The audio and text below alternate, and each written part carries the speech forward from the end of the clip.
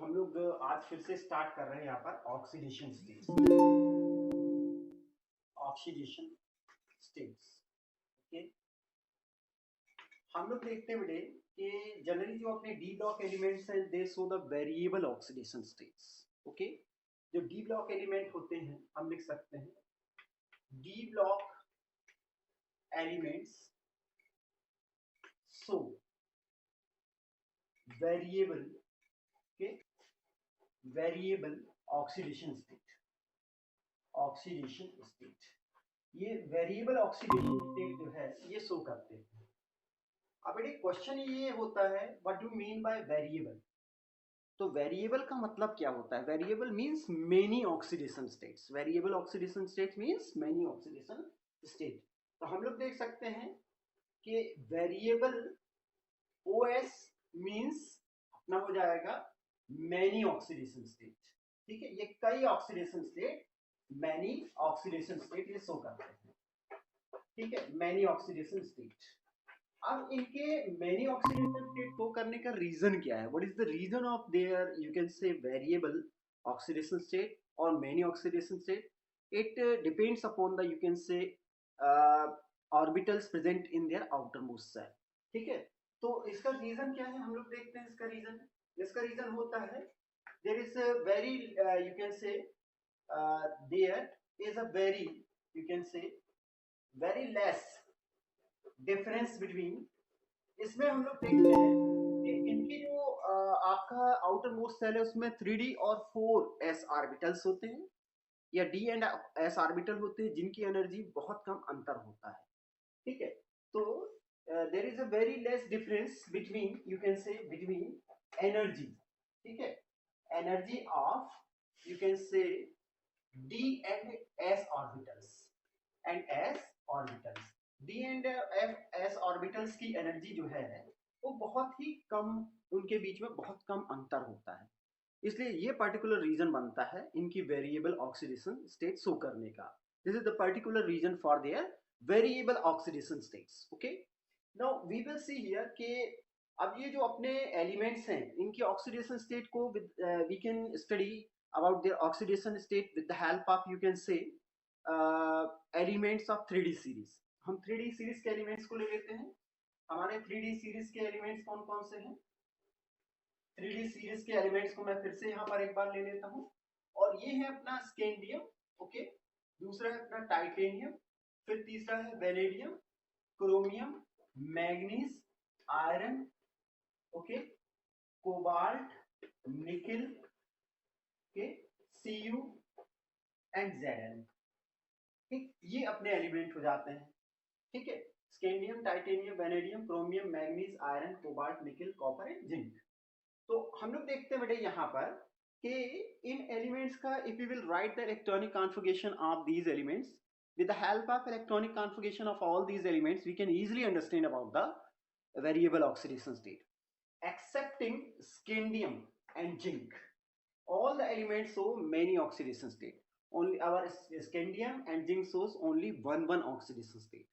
Scandium और zinc जो है ये वन ऑक्सीडेशन स्टेट शो करते हैं, एक ही एक ऑक्सीडेशन स्टेट शो करते हैं। स्कैंडियम में +3 होती है, जिंक में +2 ऑक्सीडेशन स्टेट होती है।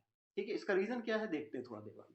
पहले हम लोग देख लेते हैं इनके कि जो 3D ऑर्बिटल्स होते हैं, तो 3D ऑर्बिटल है, 4s ऑर्बिटल है। इसी तरह से अगर हम इसका भी देखें तो 3D ऑर्बिटल में और 4s ऑर्बिटल में यदि इसमें इलेक्ट्रॉन्स देखे जाएं तो स्कैंडियम के 3D ऑर्बिटल और 4D ऑर्बिटल के इलेक्ट्रॉनिक कॉन्फ़िगरेशन देखते हैं आपका 3D एंड 4s ऑर्बिटल, इनमें इलेक्ट्रॉन कितने होंगे। तो स्कैंडियम में अपना 3D ऑर्बिटल में आपका एक इलेक्ट्रॉन होगा और 4s में 2 इलेक्ट्रॉन होंगे। टाइटेनियम में आपके दो इलेक्ट्रॉन होंगे, मतलब 2 3D में और 2 4s में। उसी तरह से यदि आप इसका देखें वेनेडियम का तो इसमें हो जाएंगे 3 एंड 2 हो जाएंगे। ठीक है, क्रोमियम में देखेंगे तो अपना इसमें आपका 5 और 1 हो जाते हैं। इसी प्रकार से इसमें देखेंगे तो इसमें 5 और 2 हो जाते हैं। इसमें देखेंगे तो इसमें 6 और 2 हो जाते हैं। इसमें यदि देखेंगे तो इसमें 7 और 2 हो जाते हैं। इसमें देखेंगे तो इसमें 8 एंड 2 हो जाते हैं। कॉपर में देखेंगे तो इसमें 9 एंड 2 हो जाते हैं, बल्कि 10 और 1 होगा अपना। ठीक है, और इसमें क्या हो जाता है 10 और 2 इलेक्ट्रॉन्स हो जाते हैं। तो बेटे ये जो आपका लिखा है 1 2 3 4 5 5 6 7 8 10 और 10, ये नंबर ऑफ इलेक्ट्रॉन है किसमें, 3d ऑर्बिटल में। ठीक है, तो अगर हम 3d ऑर्बिटल का और 4s ऑर्बिटल के इलेक्ट्रॉन को देखें तो with the help of you can say number of electron, unpaired electron, we can easily say about their oxidation state. ठीक है, तो अगर इसके केस में देखें तो स्कैंडियम के केस में केवल आपके 3 इलेक्ट्रॉन आपको देखने के लिए मिलते हैं, इसलिए ये अपना +3 ऑक्सीडेशन स्टेट शो करता है। जिंक के केस में याद रखिए कि यदि आपके if in d orbital paired electrons are present, this paired electron will not participate in the you can say oxidation state formation. तो अगर आपके जिंक के केस में देखा जाए, जिंक के केस में आपके 10 के 10 इलेक्ट्रॉन पेयर्ड हैं। ठीक है, तो इसमें से आपका 2 इलेक्ट्रॉन निकलते हैं, इसलिए +2 ऑक्सीडेशन स्टेट शो करता है। ठीक है, अब इसके बाद अगर हम लोग टाइटेनियम का केस देखें तो टाइटेनियम के केस में आपका एक तो +2 ऑक्सीडेशन स्टेट शो होगी, +3 ऑक्सीडेशन स्टेट शो होगी और +4 ऑक्सीडेशन स्टेट शो होती है। वेनेडियम के केस में भी आपका +2 है, +3 है, +4 है एंड +5 ऑक्सीडेशन स्टेट इसमें शो होती है। इसके बाद अपना क्रोमियम के केस में अपना +2 हो जाएगी, +3 हो जाएगी, +4 हो जाएगी, +5 हो जाएगी एंड +6 ऑक्सीजन स्टेट शो होती है। इसके केस में अगर हम लोग मैंगनीज के केस में देखें तो मैंगनीज के केस में +2 से लेकर के +7 तक सारी ऑक्सीडेशन स्टेट शो होती हैं। ठीक है, इसके बाद अगर हम आयरन में देखें तो आयरन में आपका जनरली +5 ऑक्सीडेशन स्टेट और +7 ऑक्सीडेशन स्टेट शो कर हो आपका छोड़ करके बाकी सारी ऑक्सीडेशन स्टेट इसमें देखने के लिए मिलती है। मतलब इसमें +2 भी होगी, +3 भी होगी, +4 भी होगी एंड +6 होगी। मैंने बताया +5 एंड +7 इसमें नहीं होती हैं, क्योंकि +7 के लिए तो आप जानते हैं कि 2 इलेक्ट्रॉन निकलना है, because you know you can count the number of paired electron. इसमें अगर आप नंबर ऑफ पेयर्ड इलेक्ट्रॉन देखें आयरन के केस में, तो इन केस ऑफ आयरन आपको देखने के लिए मिलेगा, ये मान लीजिए आपका 3d ऑर्बिटल है, तो आयरन के केस में अगर आप 3d ऑर्बिटल को देखते हैं तो 3d ऑर्बिटल में आप पाएंगे किस प्रकार से 3d ऑर्बिटल है, ये 4s ऑर्बिटल है। 3d ऑर्बिटल में 1 2 3 4 एंड 5 और इसके अलावा ये आपका ये 2 इलेक्ट्रॉन यहाँ पर रहते हैं। तो इस तरीके से आप देख सकते हैं कि इसके द्वारा ये आपका जितने अनपेयर्ड इलेक्ट्रॉन है इनके द्वारा ऑक्सीडेशन स्टेट को शो किया जाता है। तो इसमें आपका देखने के लिए मिलता है कि आपका +6 होगा और आपका +2 +3 +4 और +6 तक ये सारी ऑक्सीडेशन स्टेट शो होती हैं। इसके बाद देखते हैं अपना कोबाल्ट। कोबाल्ट के केस में एक और पेयर हो जाता है अपना, किसके केस में, कोबाल्ट के केस में एक और पेयरिंग हो जाती है, तो इसलिए अब ऑक्सीडेशन स्टेट यहाँ पर घटने लगती है। मतलब अब क्या हो जाएगा इसके केस में, इसके केस में +2 +3 और +4 ऑक्सीडेशन स्टेट शो होगी। अपने निकल के केस में, निकल के केस में वन मोर यू कैन से the same number of oxidation state will be possible. ये आपका +2 +3 है और +4 ऑक्सीडेशन स्टेट होती है। कॉपर के केस में it will show you can से +1 एंड +2 ऑक्सीडेशन स्टेट, ये +1 और +2 ऑक्सीडेशन स्टेट शो करता है। जहां पर कॉपर की +1 ऑक्सीडेशन स्टेट जो है that will be less stable. Okay, ये बहुत ही कम स्टेबल होती है। तो for the stability purpose it generally you can say lose 1 electron from its d orbital and it you can say ये आसानी से आपका +2 ऑक्सीडेशन स्टेट में पहुंच जाता है। तो इस तरीके से हम लोगों को ये सारी ऑक्सीडेशन स्टेट इन एलिमेंट्स में देखने के लिए मिलती हैं। अब हम लोग देखते हैं कि ऑक्सीडेशन स्टेट जो अपना स्कैंडियम है और जिंक में है, इसमें जिंक के केस में आपका केवल एक ही ऑक्सीडेशन स्टेट होती है और स्कैंडियम के केस में चूंकि 3 ही इलेक्ट्रॉन आपके होते हैं इसमें, एक d ऑर्बिटल में और 2 s ऑर्बिटल में, तो ये इसलिए +3 एक ही ऑक्सीडेशन स्टेट शो करता है +3। और इसके केस में ये केवल 2 इलेक्ट्रॉन आउटरमोस्ट शेल में होने की वजह से, ये 2 इलेक्ट्रॉन निकल जाने की वजह से +2 ऑक्सीडेशन स्टेट अकेली शो करता है। रीजन क्या है कि d ऑर्बिटल जो होता है, d orbital all the electrons are you can say paired. Okay, और जब हम कोई भी एलिमेंट से 2 इलेक्ट्रॉन निकालते हैं तो पहला इलेक्ट्रॉन निकालने पर तो its first ionization enthalpy will be there. Okay, उसकी पहली आयनाइजेशन एंथैल्पी की वैल्यू कम होगी, सेकंड की और ज्यादा हो जाती है। ठीक है, और थर्ड के केस में, जिंक के केस में थर्ड की आयनाइजेशन एंथैल्पी जो है that is you can say very very high, that's why it can not make any type of compound with the you can से एनी अदर एलिमेंट, इसलिए ये दूसरे किसी एलिमेंट के साथ में कंपाउंड का फॉर्मेशन नहीं करता है और केवल +2 ऑक्सीडेशन स्टेट शो करता है।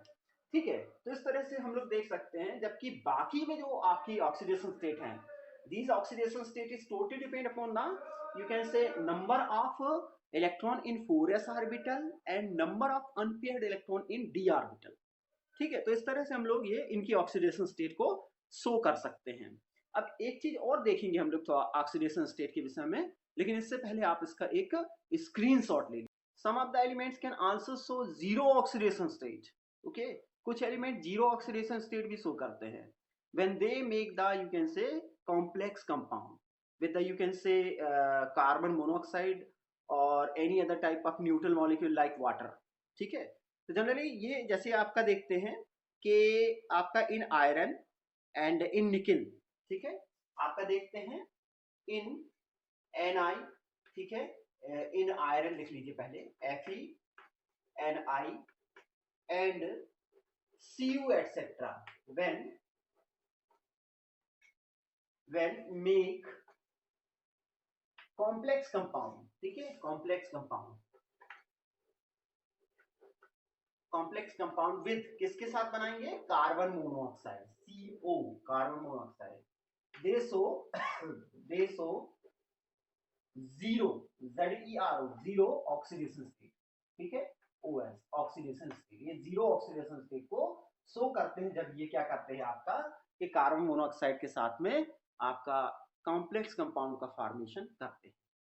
ठीक है, तो इस तरीके से हम लोग देख सकते हैं व्हेन मेक कॉम्प्लेक्स कंपाउंड। ठीक है, कॉम्प्लेक्स और जोड़ दीजिए या कोऑर्डिनेट कंपाउंड भी बोल सकते हैं। कॉम्प्लेक्स एक वर्ड और जोड़ दीजिए, complex compound with carbon monoxide they show zero oxidation state, ये जीरो ऑक्सीडेशन स्टेट शो करते हैं। तो इस तरह से बेटे हम लोगों को ऑक्सीडेशन स्टेट देखने के लिए मिलती है। और हम लोग देखते हैं कि आपका generally as I told you earlier that the oxidation variable oxidation state is depend upon the number of unpaired electron present in the d orbital. That's why we can also consider the oxidation state of our vanadium, okay, which is given here। vanadium की oxidation state को भी हम यहाँ पर consider कर सकते हैं, and you can take the oxidation state of many other elements। okay, now we will see here but about the you can say other topic that is known as electrode potential। okay, standard electrode potential, we will see here about the other topic, standard electrode potential, standard electrode potential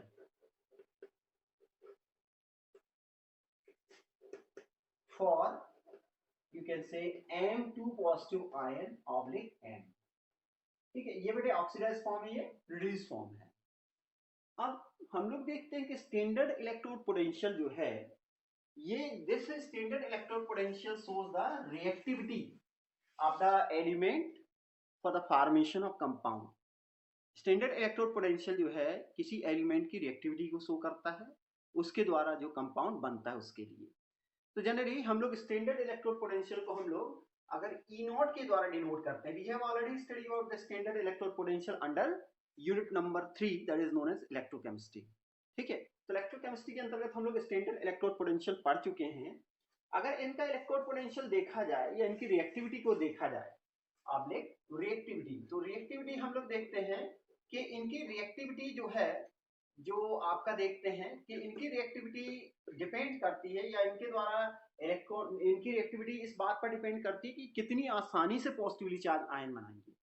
तो जब ये positively charge ion बनाते हैं when they generally changes from M solid state, यानी आपका या इनका atom यदि आपका आयन बनाता है, M2 पॉजिटिव आयन बनाता है, तो इस पर्टिकुलर कंडीशन में आपकी 2-3 प्रकार की एंथैल्पी की जरूरत पड़ती है। ठीक है, हम जानते हैं कि अगर स्टैंडर्ड इलेक्ट्रोड पोटेंशियल देखा जाए तो स्टैंडर्ड इलेक्ट्रोड पोटेंशियल सबसे पहले ये डिपेंड करता है आपका कि जो आपका एटम है ये आपका सॉलिड स्टेट से गैस स्टेट में आएगा। In that particular case, we generally a kind of enthalpy is used that is known as sublimation enthalpy।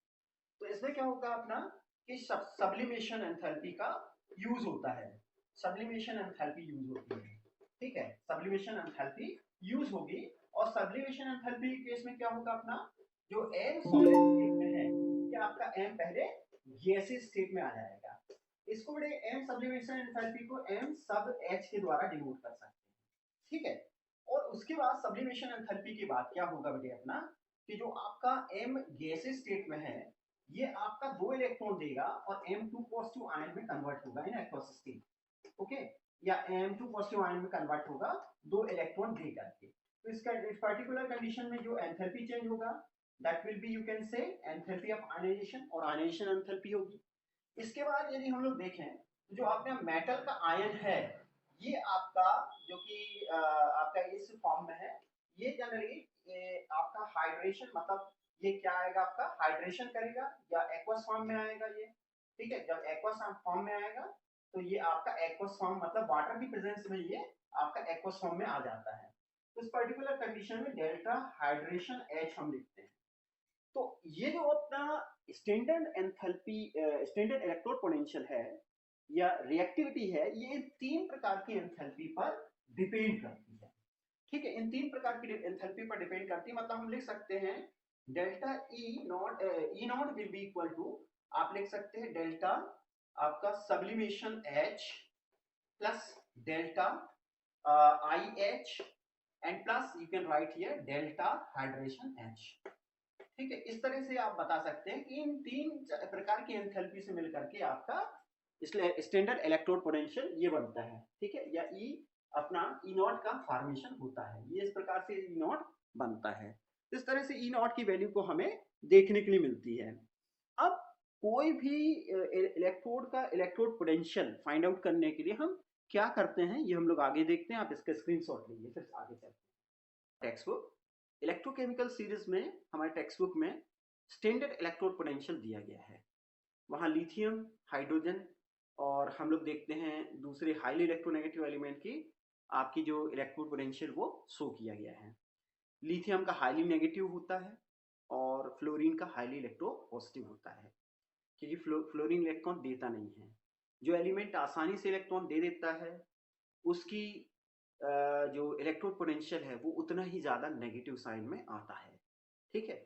तो हम लोग देखते हैं कि इस पर्टिकुलर कंडीशन में आपका जो लिथियम है उसका -2.37 वोल्ट लगभग इतना स्टैंडर्ड इलेक्ट्रोड पोटेंशियल आता है, ठीक है। इसी तरह से हमारे जो डी ब्लॉक एलिमेंट्स हैं, they can also easily donate their electron and shows the negative value of the, you can say, standard electrode potential, ठीक है। यदि हम सीरीज 1 के अपना थर्ड सीरीज या 3D सीरीज एलिमेंट्स देखें, 3D सीरीज एलिमेंट्स देखें, तो 3D सीरीज एलिमेंट क्या क्या है बेटे, आप लोग सब जानते हैं। स्कैंडियम हो गया, टाइटेनियम हो गया, वेनेडियम हो गया, क्रोमियम हो गया, मैग्नीज हो गया, आयरन हो गया, कोबाल्ट हो गया, निकिल हो गया, कॉपर हो गया और जिंक हो गया। ये अपने ग्रुप 3D सीरीज के एलिमेंट्स हैं। अब इन 3D सीरीज के एलिमेंट्स के केस में यदि हम लोग देखें तो आप देखते हैं कि इनका जो आपका ई नॉट वैल्यू है, ये ई नॉट वैल्यू किस किस तरीके से दिया गया है। ई नॉट वैल्यू हम जानते हैं कि E not value is depend upon the अपना डेल्टा आपका सब्लिमेशन एच पर डिपेंड करता है, प्लस अपना डेल्टा आई एच पर डिपेंड करता है और प्लस अपना डेल्टा हाइड्रेशन एच पर डिपेंड करता है।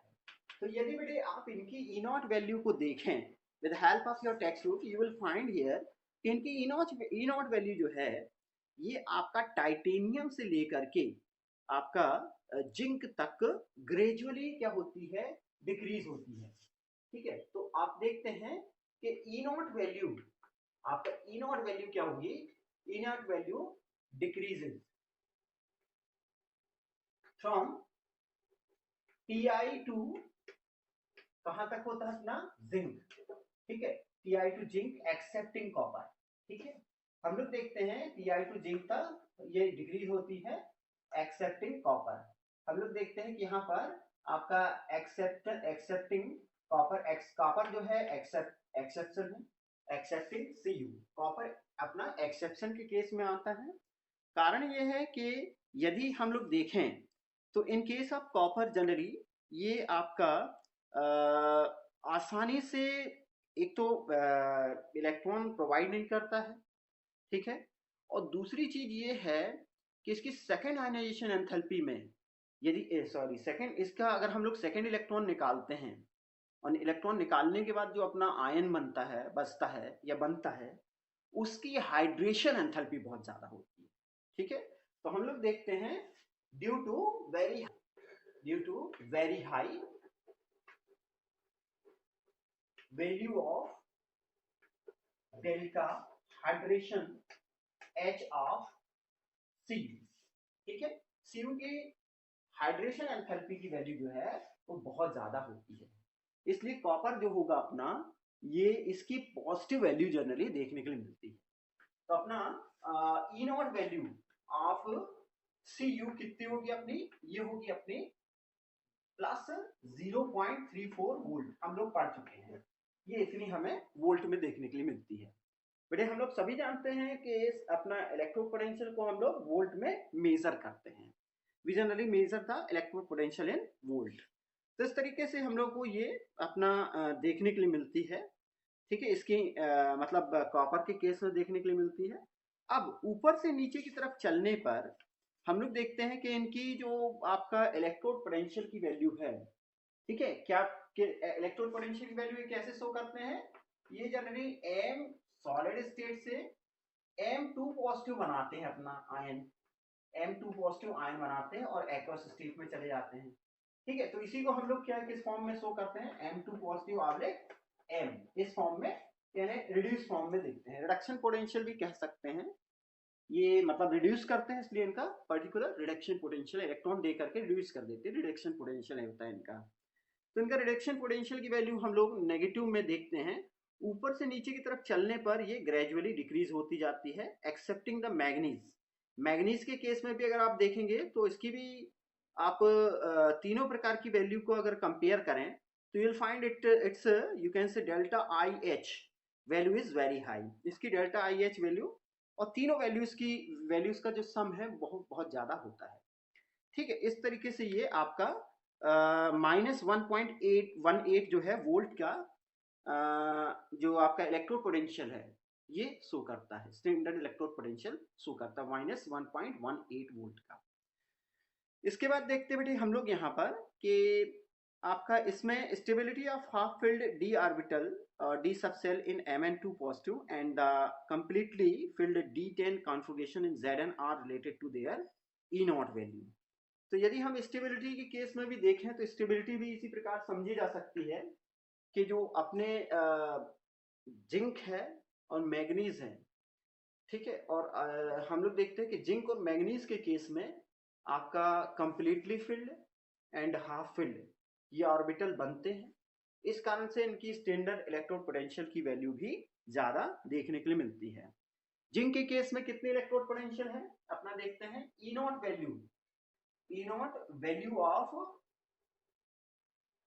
Zn and you can say Mn और जिंक की Zn ई नॉट वैल्यू कितनी होगी, इसकी होगी -0.76 वोल्ट, हम लोग पढ़ चुके हैं, एंड इसकी कितनी होगी, मैग्नीज की कितनी होगी, -1 पॉइंट आपका ये मैग्नीज की हो जाती है -1.18 जो कि मैंने अभी आपको बताई है, ये होती है आपकी वोल्ट में आती है।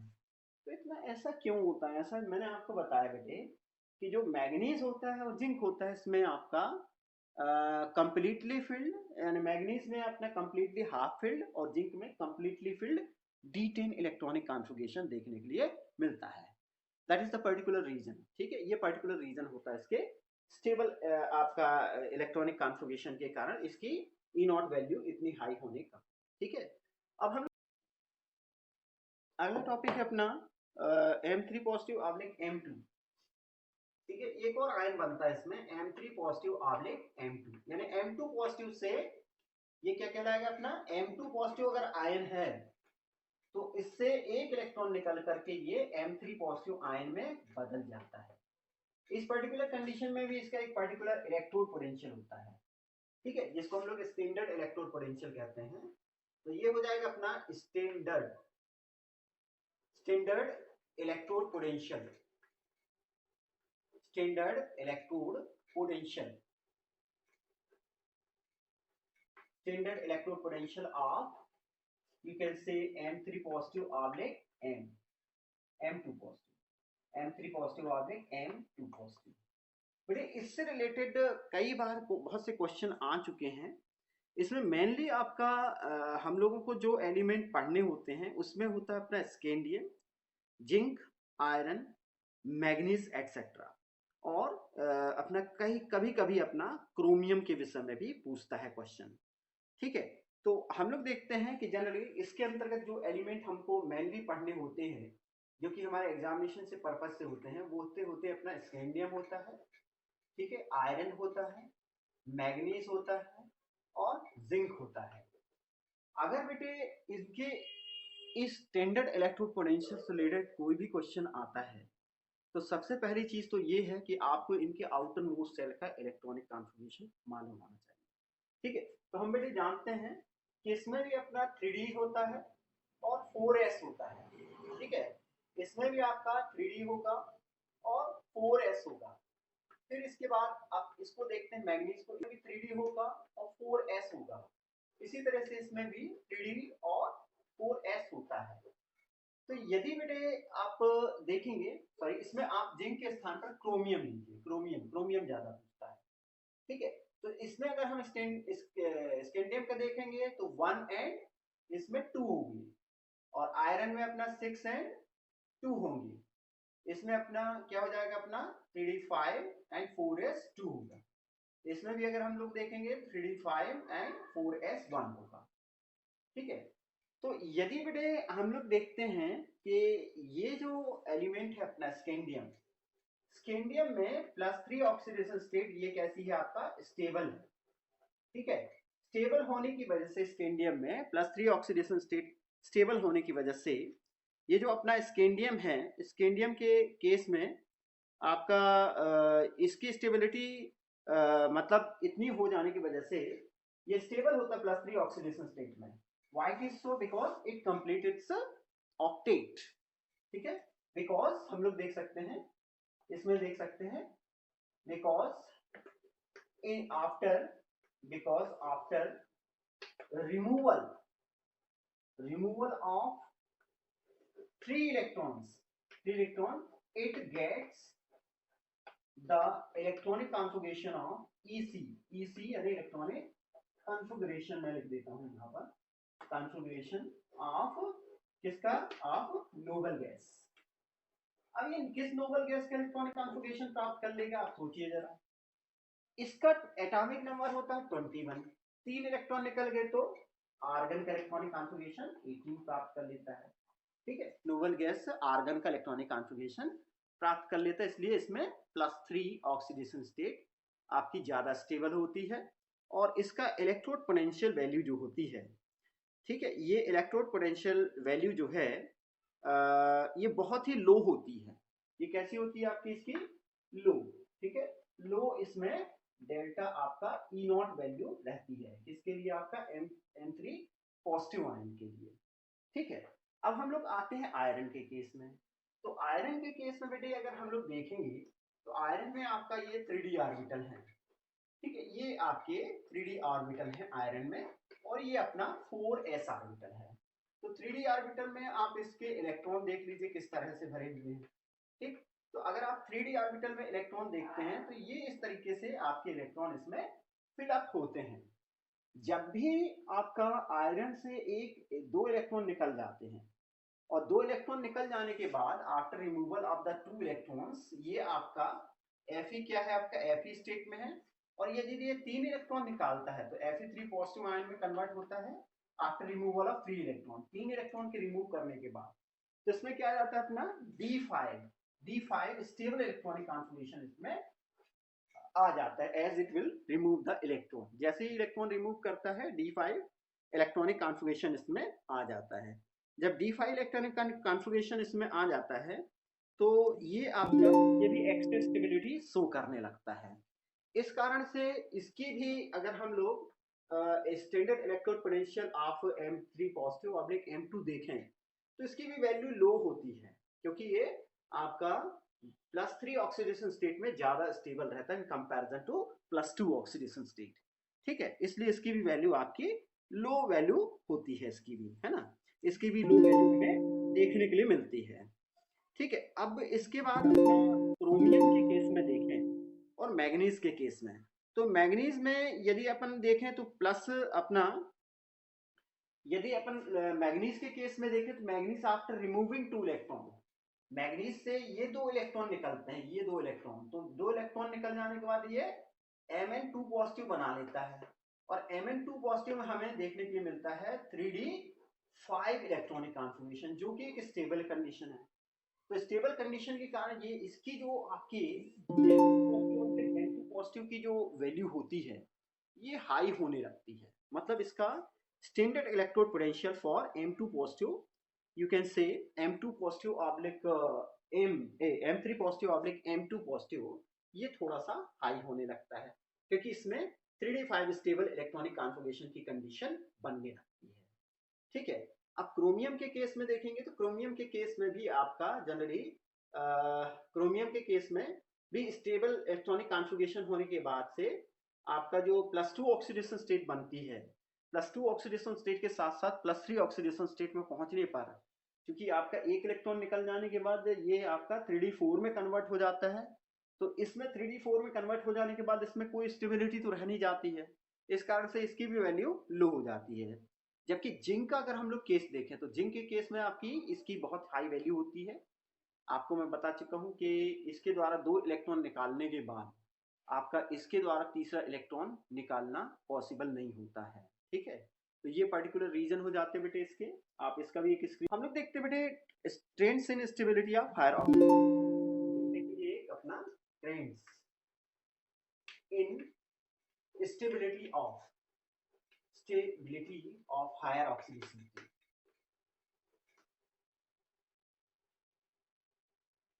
OS means oxidation state। ठीक है, trends in stability of higher oxidation state. तो हायर ऑक्सीडेशन स्टेट की स्टेबिलिटी क्या होगी? क्या ऑक्सीडेशन स्टेट मतलब आपकी हायर रहेगी हमेशा, या कम होगी, या कम होती जाएगी ऑक्सीडेशन स्टेट? तो जनरली हम लोग देखते हैं कि द यू कैन से स्टेबिलिटी ऑफ ऑक्सीडेशन, ठीक है, इनकी जो स्टेबिलिटी है, स्टेबिलिटी